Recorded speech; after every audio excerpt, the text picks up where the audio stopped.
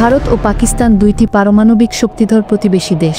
এদের মধ্যে দীর্ঘদিন ধরেই নানা কারণে দ্বন্দ্ব চলে আসছে। কাশ্মীর ইস্যু, সন্ত্রাসবাদ, সীমান্ত সংঘর্ষ এসব নিয়ে মাঝে মধ্যেই দুই দেশের মধ্যে উত্তেজনা তৈরি হয়। বর্তমানে আবারও ভারত ও পাকিস্তানের মধ্যে সীমান্তে যুদ্ধ পরিস্থিতি তৈরি হয়েছে। 2025 সালের মে মাসে দুই দেশের সীমান্ত অঞ্চলে গুলি বিনিময় শুরু হয়। ভারতের কাশ্মীর সীমান্তে পাকিস্তানের সেনারা গুলি চালালে ভারতীয় সেনারাও পাল্টা জবাব দেয়, আর এতে উভয় পক্ষের কিছু সেনা হতাহত হয়েছে। সীমান্তে ট্যাঙ্ক, যুদ্ধবিমান এবং ভারী অস্ত্র মোতায়েন করা হয়েছে। সাধারণ মানুষ আতঙ্কে রয়েছে এবং সীমান্ত এলাকার অনেক পরিবারকে নিরাপদ স্থানে সরিয়ে নেওয়া হয়েছে। বর্তমান সংঘর্ষের মূল কারণ কাশ্মীর। পাকিস্তান বলছে ভারত অন্যায়ভাবে সীমান্ত লঙ্ঘন করছে, আর ভারত বলছে পাকিস্তান সীমান্তে সন্ত্রাসী অনুপ্রবেশের সহায়তা করছে। দুই দেশের মধ্যে কথার লড়াইও চলছে। এই যুদ্ধ পরিস্থিতি শুধু দুই দেশের জন্য নয়, বরং পুরো দক্ষিণ এশিয়ার জন্যই বিপজ্জনক। এতে মানুষের প্রাণহানি, সম্পদের ক্ষতি এবং অর্থনীতির উপর খারাপ প্রভাব পড়ছে। সাধারণ মানুষ ভয় ও দুশ্চিন্তার মধ্যে দিন কাটাচ্ছে। যুদ্ধ কোনো সমস্যার সমাধান নয়।